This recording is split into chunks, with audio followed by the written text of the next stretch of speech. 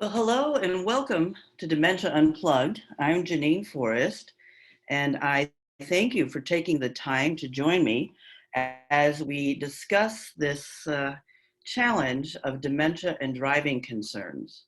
But before we get into the larger discussion, I want you to hear from the president of the Dementia Society of America, Kevin Jamieson.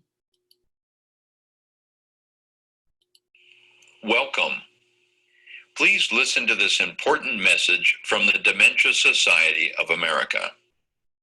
All content, including any potential medical information, is provided as an informational resource only and is not to be used or relied on for any diagnostic or treatment process.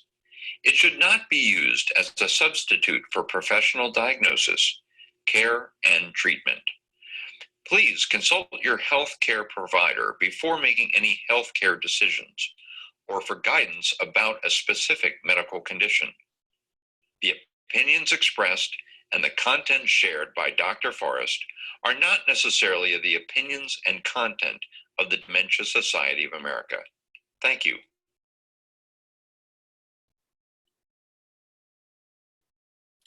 As we begin most of these webcasts, I like to make sure that we have the same common understanding when we talk about the word dementia and what it means. Dementia is really just an umbrella term.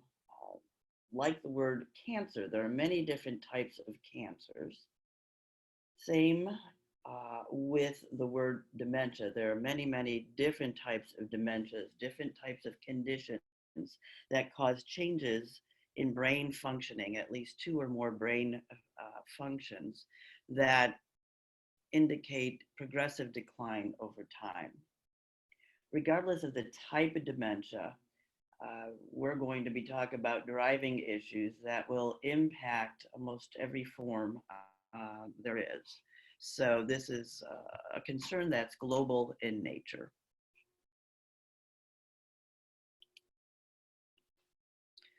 So driving and the decision to when to stop, when is it necessary, when is it safe? Well, I like to start out with this is a very, very difficult decision. There's no cookie cutter answer to this topic. When we, think about driving, just think about yourself. What does driving mean? It means independence, freedom, the ability to be self-reliant, spontaneous. It's a sense of adventure. And that doesn't change for people who are diagnosed with any form of dementia. And so when the ability to no longer drive comes into play, it is a loss. There is some grieving that coincides with this difficult decision. As a matter of fact, this is something that just recently happened in my own family. I have a brother-in-law with most likely an Alzheimer's related dementia. And he has had very difficult time, and I'm going to put it in quotes, accepting the fact that he can no longer drive. And we'll discuss that. But there are ways in which we have guided him and his family so that it is not such a devastating type of decision. So the bottom line here, and I'm sure you are thinking this too, is that we have to recognize the safety of the person with the dementia, the safety for self and especially others. So this is the underlying principle for which this discussion lies. So what actually happens in the brain that causes so much of this challenge? And so the reason that we're concerned is because there are different parts of the brain that control various cognitive functions and motor functions, reflexes, our ability to move. And so the three that most likely impact this decision to have someone no longer drive over time is that there are changes in what we call the visual spatial ability. That means the ability to judge distance, to judge depth.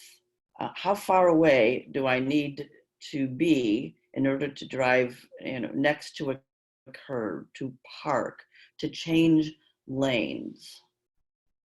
Memory, uh, just remembering the route, remembering what different road signs mean, and then problem solving.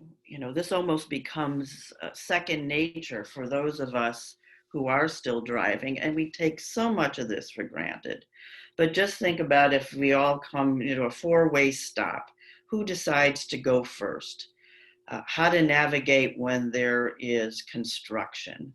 So, problem solving becomes another major issue that really challenges the person with their driving skills over time.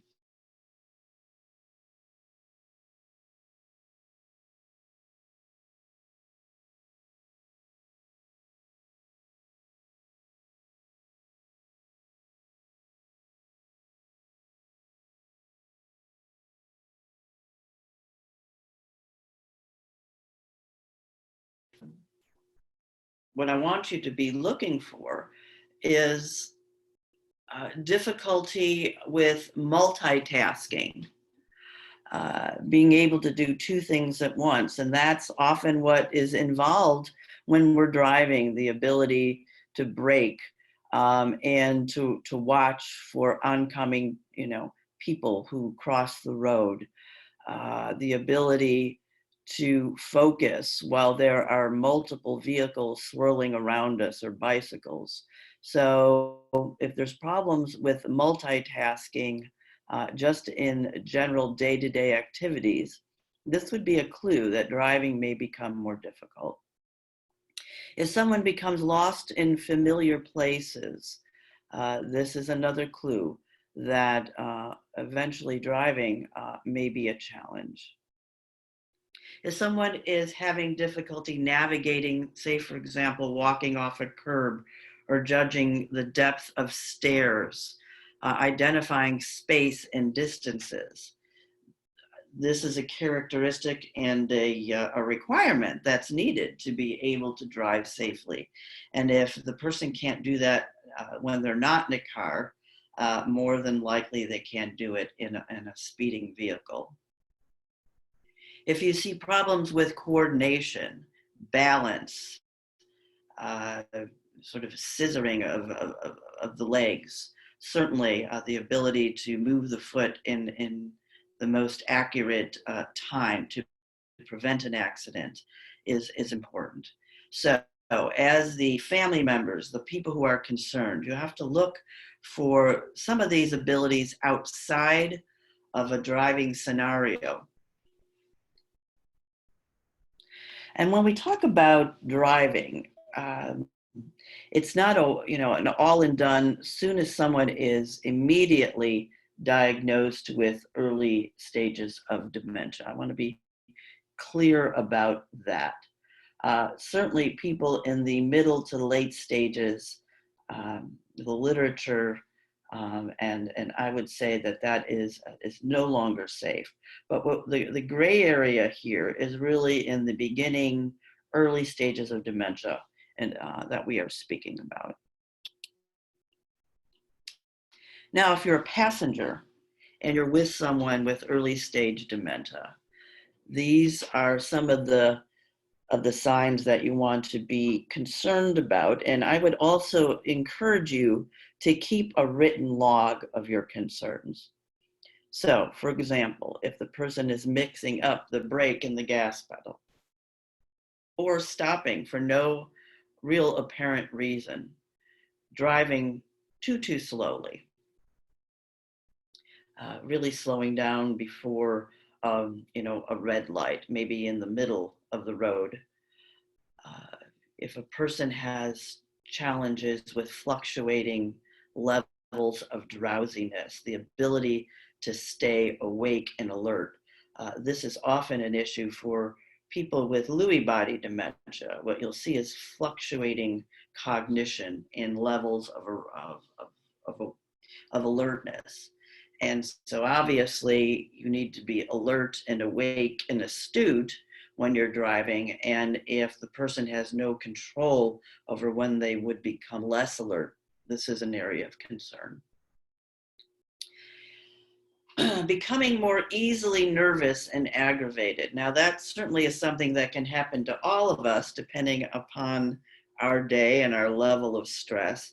But if you see someone really go off, if someone cuts in front of them or drives too closely, and you see just a very different level of aggravation and distress, what happens in the brain is the ability to regulate emotions becomes more difficult, and we don't want road rage to occur between drivers.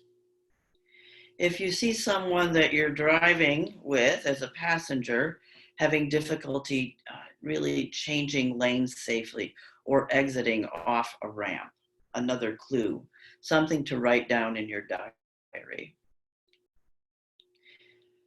If you see sort of frequent or unexplained fender benders, scratches, bumping into curbs, looking, the license plates becoming crunched, without an explanation that can make a lot of sense or would not be really conducive to where they were driving, write that down. So as a passenger, as a concerned family member, pay attention to these struggles. At all times, it's important to involve the person who is diagnosed with the dementia in these discussions, sharing your concerns.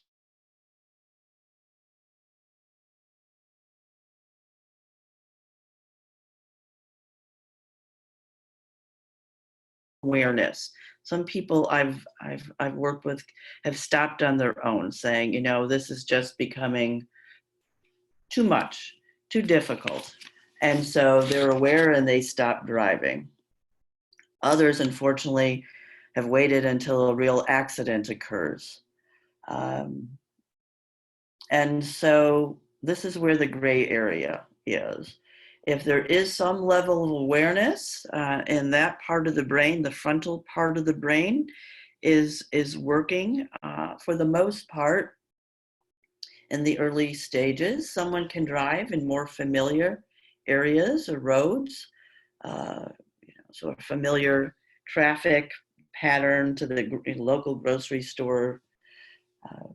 I would encourage them to avoid heavy traffic. Don't go in peak times of rush hour. And then avoid bad weather or inclement conditions or night driving, especially because of that visual spatial ability. And if you're adding rain or sleet or snow, that could also distort vision. And so that just adds another layer of concern.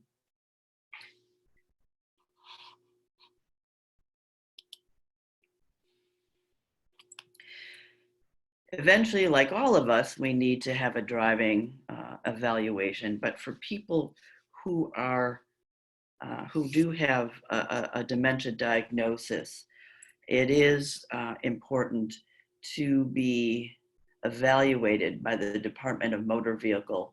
And this isn't just the regular standard routine. This is an extra requirement, meaning it is an on-road test.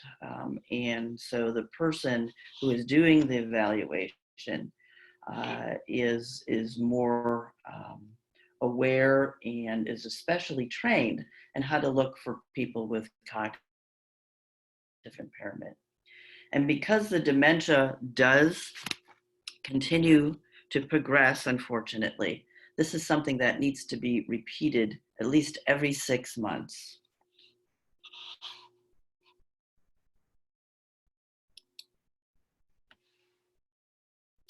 So there are transportation options when driving does slow down, diminish, or halt altogether. And so options, certainly family and friends, that may be appropriate for some. With uh, the more ubiquitous presence of Uber or Lyft or taxis in especially urban areas, using other people, using this resource, it becomes more of an asset. There's a PACE program that works with elderly individuals, or can work with people with cognitive impairment who are not elderly. Think about home deliveries, online shopping. I've seen hairstylists come and make home visits for people who routinely go out and get their hair done. I would look for your local area agency on aging. They have many different resources available that talk about alternative transportation. And then for some places, for example, in terms of libraries, some libraries deliver. So if there is a concern that the person can no longer be independent because they need to do grocery shopping, things like that, get their hair done, look for resources that also come to the home.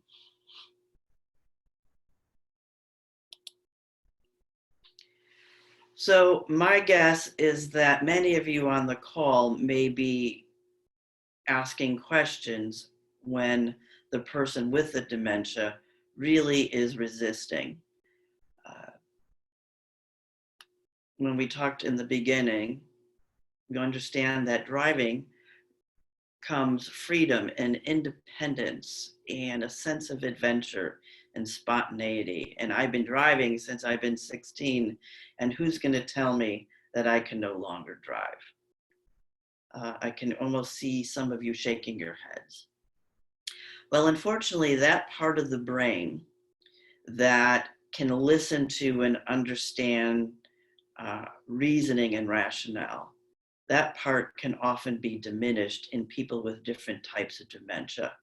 And this is where you get the arguing and the resistance and the sense that, I'm fine, thank you, there's nothing wrong with my driving, even though the car has been dented and many missed accidents or near misses. So I'm going to tell you, as care providers, it really doesn't help to try to convince or argue or rationalize, because you won't win. That part of the brain is now diminishing. And so more stronger kind of alternatives need to be put into place. You can bring on the assistance of a primary care physician or nurse practitioner that can write on a script, "Do not drive." Some of you may be working with care managers or lawyers. People in authority can write to the person and have it in writing, "Do not drive."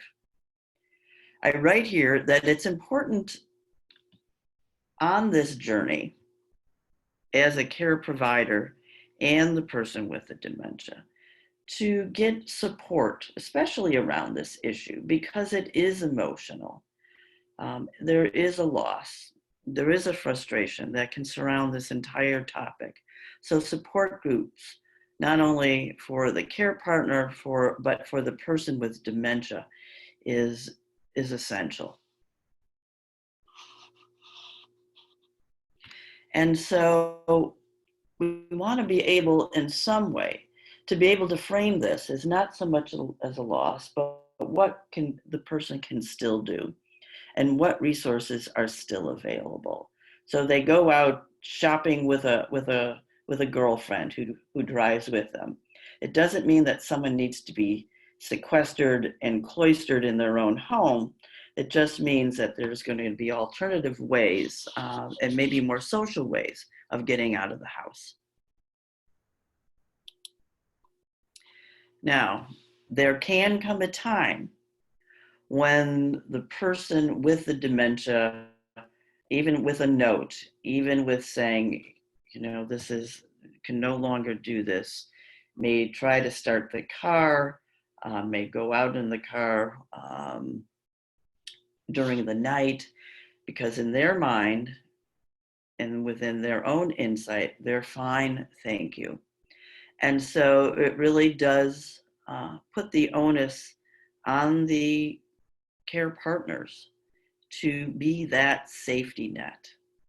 Not an easy thing to do, especially if you're the adult child. And it's all, you're looking at role reversal.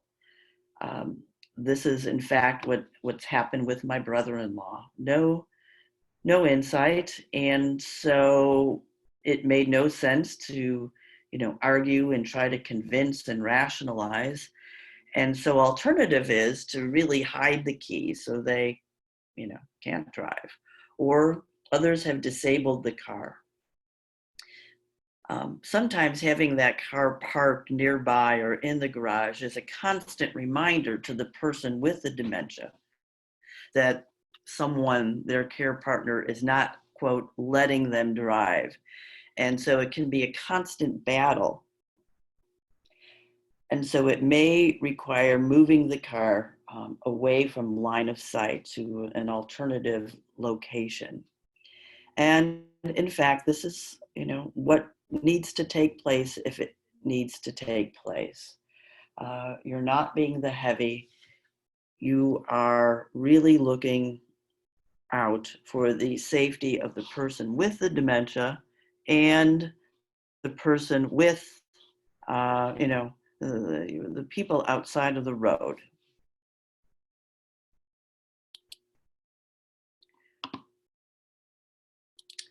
Before we end here, I want to say that the part that's I find the most difficult is the emotional ramifications of this.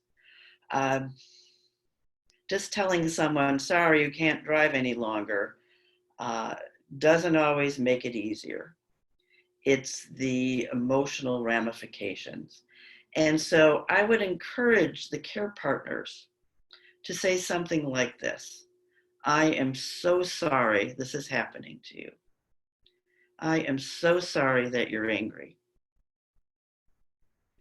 What you don't hear me saying is and explaining the whole situation and why that person can't drive anymore. Going on to long explanations, rationales, really becomes no longer feasible. And you can get into a back and forth altercation. And so the message here is just to acknowledge their feelings, acknowledge the anger, acknowledge the grief. But then that's it. Don't go into trying to fix the problem, because unfortunately this is just difficult and there is no, quote, fix. But what is important is that the person gets a feeling and an understanding that you are with them emotionally and can be with their sadness and with their anger. Although the reality is you can't fix it, but you can be there with them. So I did want to make sure I pointed that piece out before we go on. And so all of these hopefully helpful ideas are ways that we're learning to care, especially before we find a cure or cures for any of these dementias. So what happens next is that I also encourage you to contact me If you would require or would like a more detailed one-to-one consultation regarding your personal situation, I'm happy to be a resource for you. And you can contact me at 773-704-1834 or through my website, which is called Through the Forest. That's www through the forest with 2 R's, which is take on my last name.com. I want to thank the Dementia Society of America for supporting this webinar. Please, when you have a moment, take a look at the website. It's just chock full of information on a whole variety of topics that are dementia related, all forms of dementia related, and consider giving a donation. So before I end, I just wanted to let you know that the next part is I will stop the recording, and you can check in and ask questions by chat, and that won't be recorded just to keep your privacy. But please know that all of these Dementia Unplugged sessions are on the YouTube and are also recorded and available to listen again or to share through the Dementia Society of America. So I am now going to stop the recording on this next slide and then open it for questions. So start bubbling up your questions for me.